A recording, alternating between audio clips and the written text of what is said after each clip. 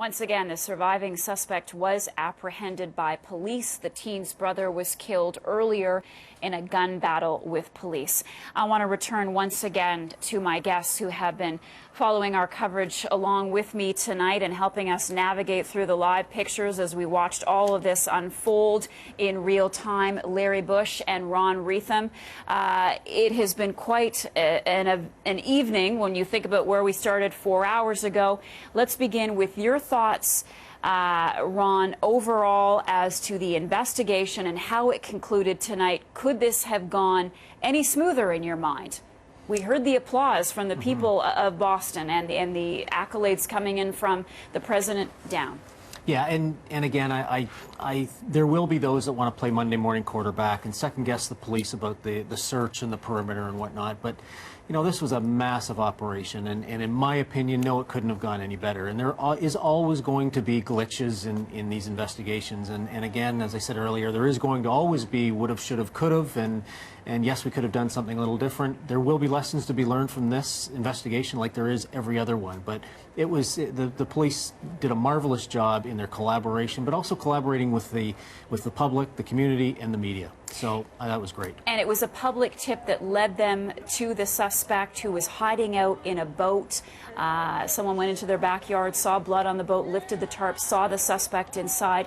Larry, your thoughts on how the negotiations went. There was an exchange of gunfire, but eventually a negotiator was brought in.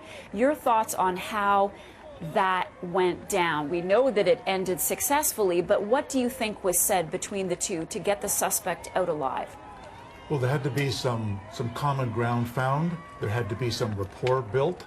There had to be some satisfaction on the side of the suspect that he was going to be treated fairly when he was taken, that he would be given a lawyer. All of those things are very important.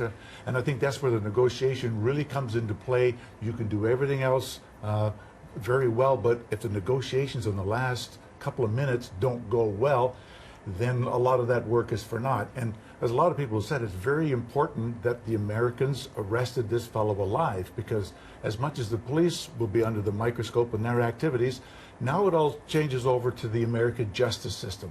And the American people and the world will be watching just how well the American justice system treats suspected terrorists, and I think that's important going ahead. Are you surprised at how far we have come since Monday when you think about the hours and hours of surveillance video and cell phone video that investigators had to go through, that we were able to, Friday night at 9 o'clock, say that someone was in custody?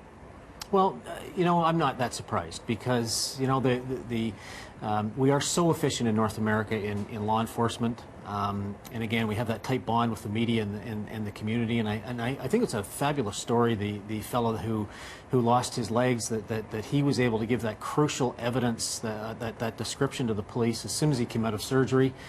Which just confirmed for the FBI that they had the right suspects on that video surveillance. So, I mean, really, you know, when you look at just how everything came together and everyone collaborated together and the bonding that went on here, I'm not surprised that this was wrapped up in 5 days. All right, Ron Wretham, Larry Bush, I thank you both for your expertise and analysis this evening. Couldn't have done it without you. Thank you so much.